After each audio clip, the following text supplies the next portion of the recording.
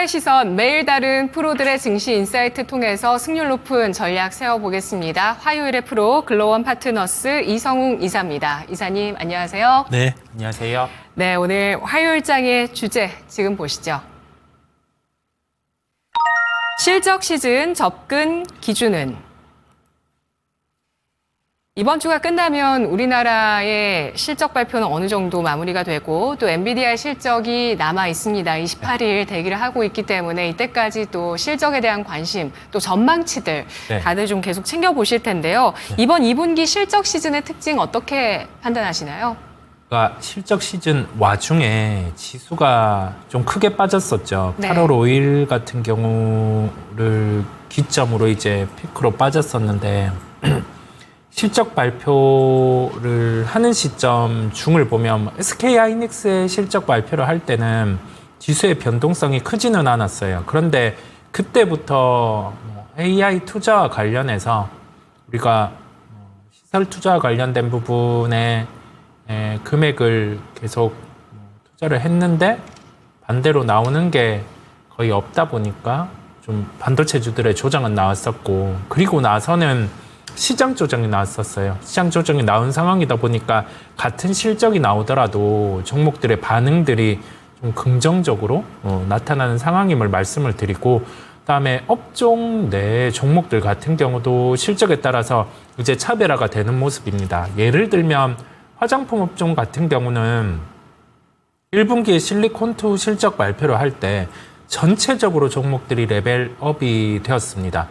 그런데 월별 수출입 데이터를 보면 북미는 올라오는 반면에 나머지 지역은 대부분 좋지 않은 상황이에요. 그래서 북미 쪽의 매출 비중이 높은 기업들 쪽으로 시세는 또 집중이 되었고, 또는 이제 의존도, 해외 의존도 같은 경우가 한국과 외에 좀 영향을 미치는 기업들 같은 경우가 주가가 강했었는데, 지금은 오늘 실리콘도 실적 발표를 했어요. 실적 발표 긍정적이었음에도 불구하고 주가 같은 경우는 좀 약하단 말이죠.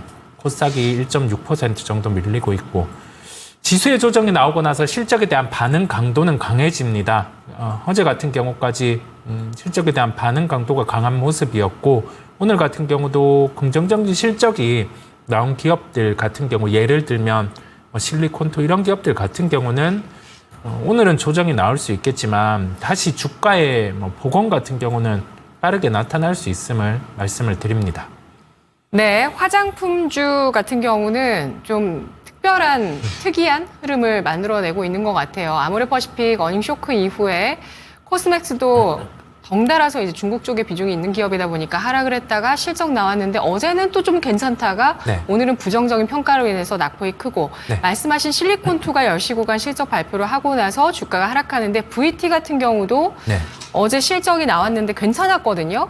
근데 오늘 또 낙폭은 크게 나오면서 좀 화장품 관련한 쪽의 종목들이 차익 실현에 대한 좀 욕구가 커지지 않았나 이런 생각도 드는데요. 실적 발표를 해석하는 방법에 대해서 좀 더 알아볼게요.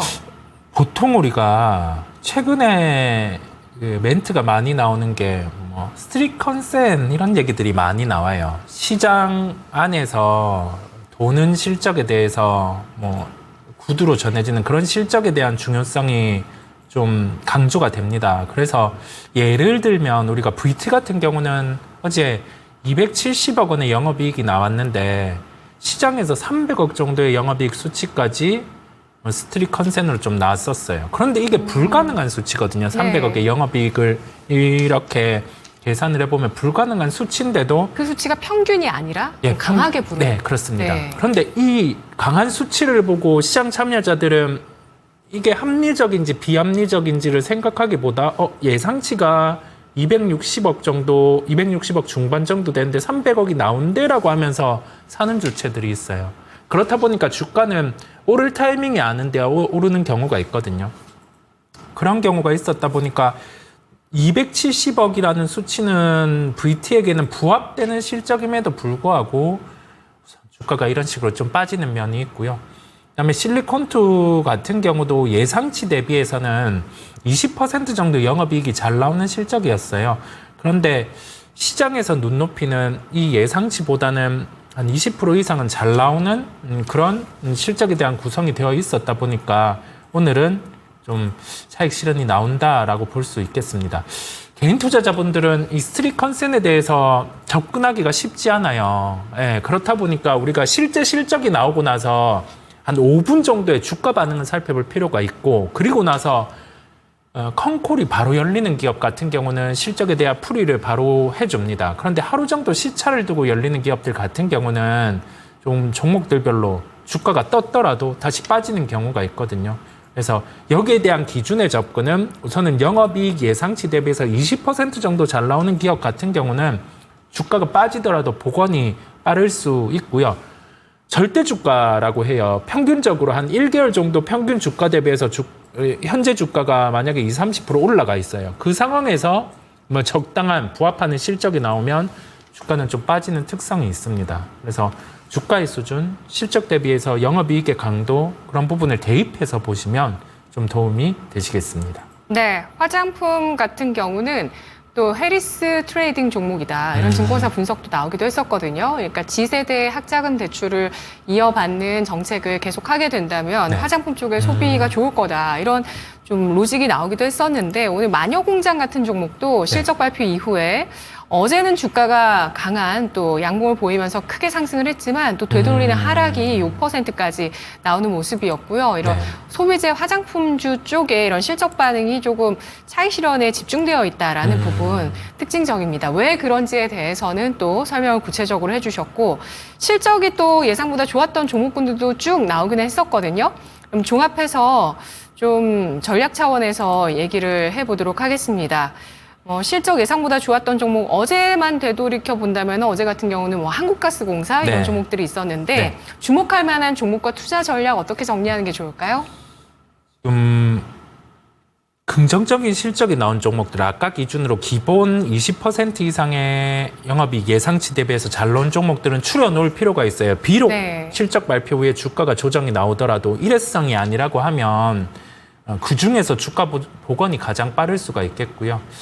그런 종목들 같은 경우를 추려보면 아까 말씀해 주신 한국가스공사 같은 경우도 미수금에 대해 환입 가능성이 계속 존재함에 따라서 이번 실적은 미수금 환입 부분은 크지 않았지만 하반기에 반영될 실적을 가지고 온 측면은 있어요. 그럼에도 불구하고 주가는 반등이 나와요. 이게 주가가 빠져있기 때문에 그런 거고요.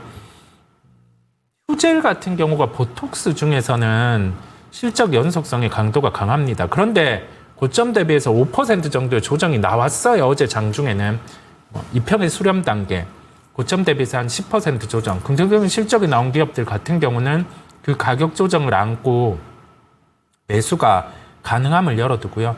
원래는 실적 발표를 안 했다가 오늘 실적 발표를 한 실리콘투 같은 경우도 오늘은 가격 조정이 나오는 상황, 스트릿 컨센 대비해서 부합 정도로 나왔기 때문에 주가는 조정이 나오는데, 이 또한 여전히 시가총액 2조 5천억 이하에서는 매력이 있음을 열어두고, 그다음에 아직 실적 발표를 안 한 음식료 중에서 삼양식품 이런 기업 같은 경우는 주가 반응이 최근에 변동성이 좀 커지기는 했어요. 커지기는 했는데 지금 예상되는 영업이익 같은 경우는 2분기 기준으로 800억대 초반 정도.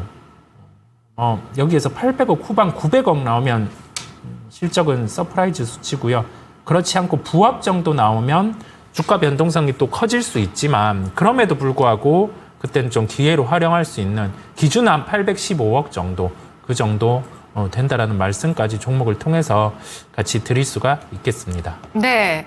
자, 그러면 실적 시즌의 분위기가 지금 뭐 실적 자체에 대한 기준도 엄격하고 주가가 미리 올랐는지 혹은 움직이지 않았는지, 이건 역시도 지금 굉장히 중요하게 반영이 되고 있다라는 점, 그리고 예상치보다 한 20% 정도는 좀 서프라이즈해야 시장에서 좋은 반응으로 이어지면서 어떤 주가의 연속적인 흐름까지도 기대할 수 있는 그런 상황이라고 하셨는데, 네. 이러한 것들을 종합했을 때는 결국에는 뭐 하반기나 내년 정도의 실적에 대해서 좀 불확실하다라는 측면, 이런 것들을 반영하는 건가요?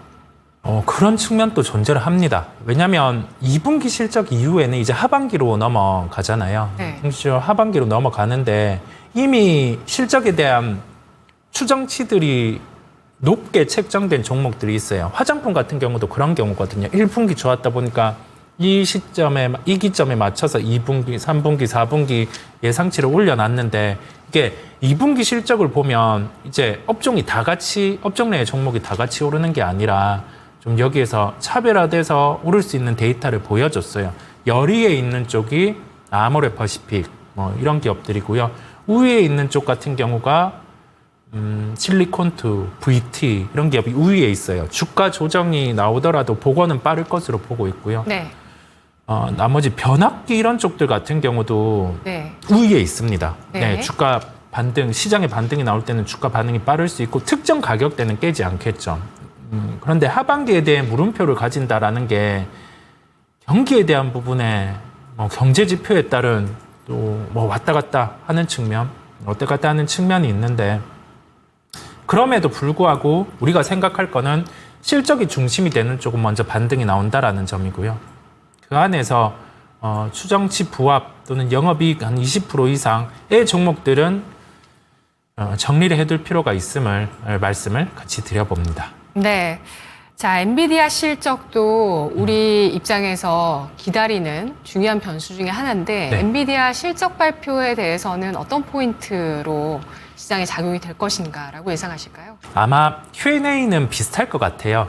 그 AI 같은 경우 캐펙스 투자했을 때 엔비디아 관점에서는 이 시장을 어떻게 보고 투자를 지속할지, 그 다음에 밀렸던 차기 제품 같은 경우가 어떤 요소로 좀 밀린 건지, 향후에 대응을 어떻게 할지 이 부분의 Q&A가 이어질 텐데요. 엔비디아 입장에서는 그런 얘기를 하겠죠. 꺾이지 않은 매출 총이익률, 그 다음에 우리의 제품의 이상으로 스케줄이 밀린 게 아니다. 그 다음에 그 논리로 밀어붙일 텐데 이 부분을 감안해 보면 주가는 빠지기보다는 반등에 대한 부분에 우선은 무게를 둬요. 왜냐하면 실적에 대한 부분에 피크 요소가 아직 없기 때문에 그 부분에 무게를 두는 거고, 주가가 이만큼 떠 있다라고 하면은 또 거기에서 변동성이 커질 수 있을 텐데 그렇지 않고 좀 조정이 나온 상황이다 보니까요. 한 70% 중반의 매출 총이익률이죠. 엔비디아 같은 경우가. 그 부분을 더 올려주면 좋겠는데 유지 정도로 이번엔 나타날 것 같아요. 예, 평이하게 유지 정도. 그런데 주가는 조정 나왔으니 여기에서는 더 빠지지는 않는 정도의 톤으로 주가는 흘러가리라 보입니다. 네, 우리 반도체주나 AI 관련주 역시도 여기서 더 빠지지 않은 차원에서 제한적인 움직임을 당분간 이어갈 것으로 보실까요? 네, 그런데 전공정주들은 우리가 삼성전자 2분기 실적 때는 이벤트로 봤었잖아요. 그런데 지금은 아직 급하게 매수할 필요가 없고 철저하게 대형 반도체, 하이닉스 우선, 그 다음에 약간 열이전자, 그 다음에 HBM 후공정단의 장비 기업들, 윗단에 있는 쪽이 한미반도체, 그 다음에 이수페타시스 이런 군 놓고, 그 다음에 국산화 장비 쪽, 테크윙, YC 이런 쪽 같은 경우 정도만 보면 될 것 같아요. 나머지 쪽으로 확산해서 지금 포트폴리오를 펼치기엔 네. 아직 가동률의 회복이라든지 그런 부분이 더딥니다. 네, 알겠습니다. 다만 이 가운데서도 아까 말씀해 주셨던 삼양식품이라든지 실리콘2 네네. 부침이 있더라도 주가가 우상향 해나가는 그런 실적이 뒷받침될 가능성이 높은 그런 종목군으로 두 가지 종목을 또 압축해서 전략을 주셨습니다. 오늘 분석 여기까지 듣겠습니다. 고맙습니다. 감사합니다. 프로의 시선 이성웅 이사였습니다.